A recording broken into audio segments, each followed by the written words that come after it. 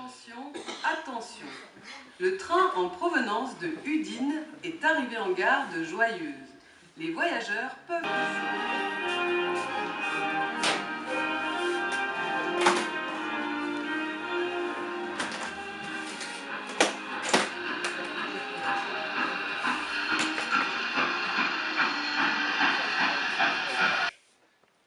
D'abord, d'Italie, premier voyage d'Italie jusqu'au fin fond de l'Ardèche.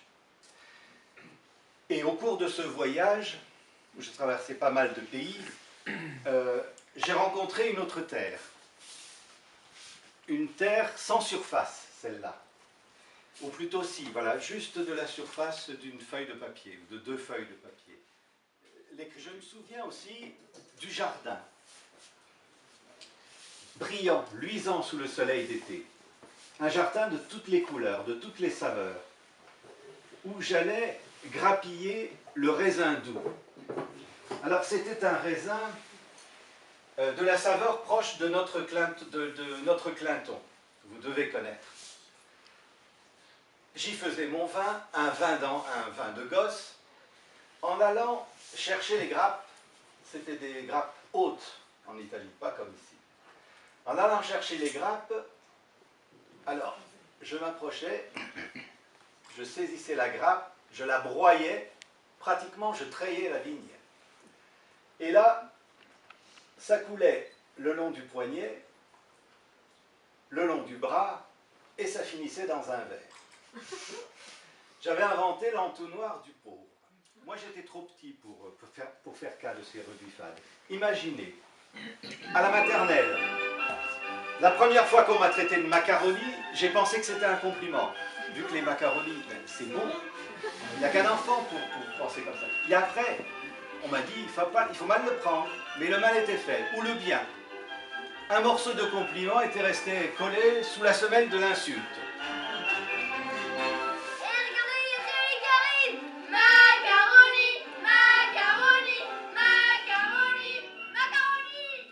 Les péniches, elles allaient, je pensais qu'elles allaient au bout du monde. Tu penses, elles s'arrêtaient à 15 km de là. Mais tant pis, pour moi c'était le voyage, c'était le bout du monde. Le voyage passait devant moi. Parce que moi, le voyage c'était dans les rêves. Moi j'avais besoin de planter mes racines au sol. Et l'Amérique du Nord. 5, 6, 7 o'clock, 8 o'clock, rock. 9, 10, 11 o'clock, 12 o'clock, rock. We're gonna rock around the clock tonight. Put your back lights on. Join me home. Alors, le rock. Alors, le rock, c'était important. C'est passé quelque chose. Un jour, un copain est venu me voir, 8-10 ans, je ne sais plus, avec son vélo. Ouais, évidemment, on va faire un tour de vélo. Lui devant, moi derrière. À un moment donné, il s'est mis à chanter, enfin, à hurler, à gueuler, à beugler, peu importe, hein, comme un... Une chanson d'un certain Johnny Hallyday, un Américain. Alors, à un moment donné, il lâche le guidon et il se met à gratter comme un malade sur une guitare imaginaire. Moi, comme un con derrière, qu'est-ce que je fais? Je fais pareil. Et padavoum. Un vol plané. J'ai fait un vol plané à faire crier d'horreur toutes les mamans du quartier. Je me suis retrouvé au fond du fossé, râpé, mais complètement râpé, comme un citron. Vous savez, les citrons qu'on râpe là, il ne restait plus grand-chose. C'est depuis ce jour-là que je me suis méfié du rock. Et surtout de Johnny Hallyday. Le moyen en français, pas terrible en français, se souvient de son premier 16 en rédac. C'est peut-être là que les choses ont commencé par rapport à l'écriture. Je suis devenu français plus tard. Et bien ça s'est passé, vous savez comment on devient français? On devient français en 2 secondes. J'étais avec mon père, on regardait à la télé un match de foot, c'était Italie-France, évidemment. Et là, cette fois, c'est la France qui marque. Et là, je me suis retrouvé en l'air, le chat collé au plafond, devant mon père médusé, qui n'a rien trouvé à dire d'autre que « Arbitro di merda !» Italien et français. Alors c'est très pratique. On peut se moquer des deux pays.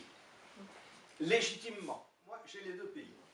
Alors, quand Berlusconi fait ses conneries, hop, je suis que français. Et quand la France me déçoit, ça m'arrive, hop, je deviens italien. Formidable, j'ai toujours raison. Les événements de mai 68, je les ai vécus à la télévision. Quand je voyais ces fumées, les manifestations, les voitures renversées, les poubelles, les charges de serre, etc., je me disais, mais qu'est-ce qu'ils ont ces jeunes à emmerder ce brave général de Gaulle qui a libéré la France? Voilà, j'étais décalé. Pas dans le vent. En tout cas, pas dans le vent de l'histoire. Comme on tourne les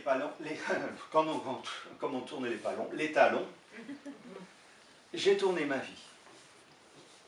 Vidé. Exemple. J'ai fui et l'université et la politique pour échouer un beau jour de juillet 1976 dans un des plus petits villages de France et probablement d'Ardèche, d'Opnac, canton de Val-Gorge. L'Ardèche est diverse.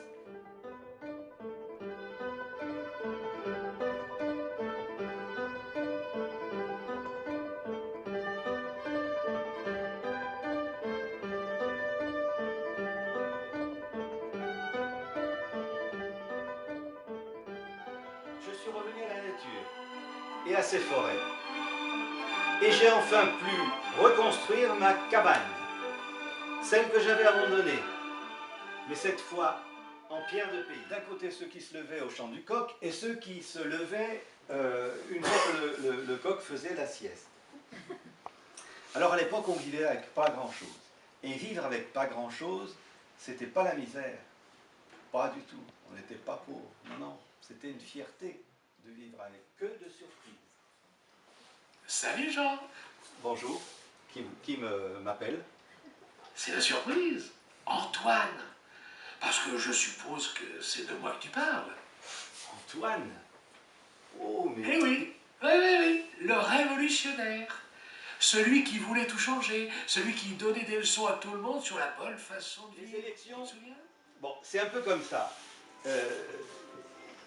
On te met d'abord sur un petit piédestal, mais attention, c'est pas pour tes beaux yeux. Non, non.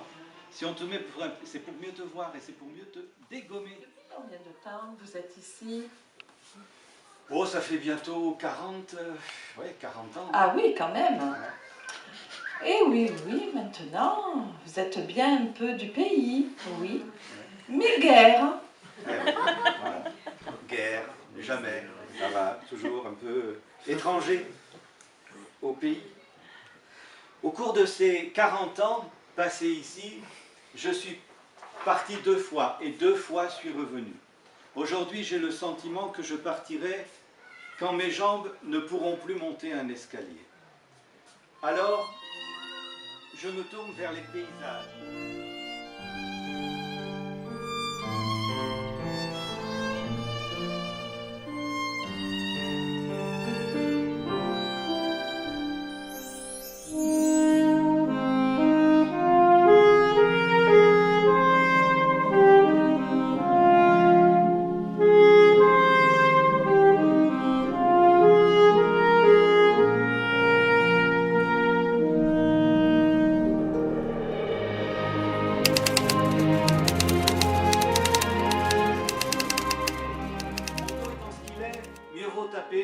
Sur des touches de clavier.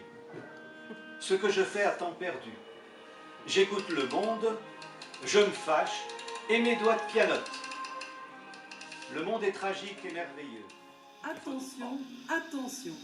Le train en gare de Joyeuse va partir dans 5 minutes. Les voyageurs sont priés de monter dans leur voiture.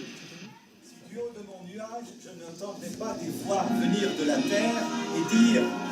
Non, madame, revenez plus tard. Allez. Macaroni, macaroni, macaroni, macaroni.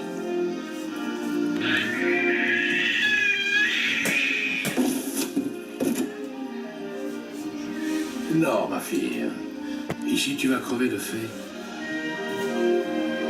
Ici, c'est le samier. Et là, c'est le septier.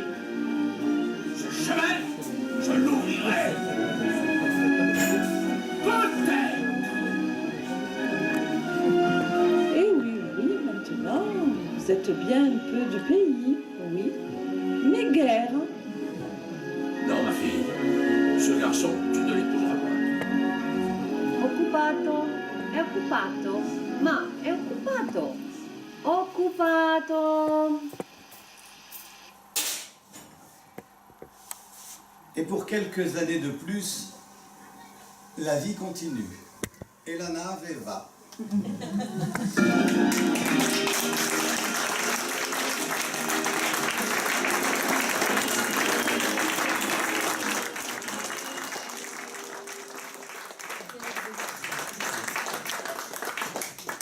Merci. Alors, pour cette première, j'aimerais vous présenter l'équipe qui a préparé ce spectacle depuis pas mal de temps. Alors, je vais vous présenter et demander de venir Sophie Jouet, qui est la metteur en scène du spectacle.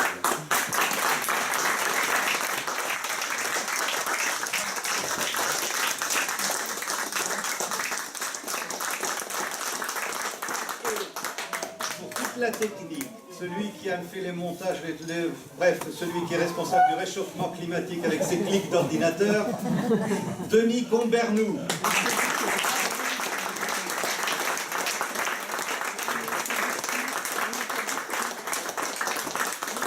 Et vous avez entendu d'autres voix.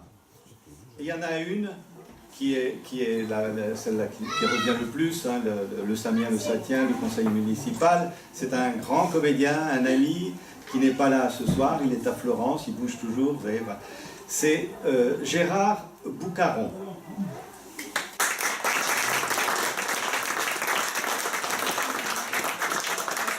Et puis, pour les autres voix, ben, certains avaient un concert ce soir, donc ils étaient pris, soit ils sont alités. Il en reste un qui a fait la voix, c'est ce petit chenapan qui m'a traité de macaroni. Alors tu vas venir, viens ici toi. Il a grandi depuis. Voilà. C'est Merlin.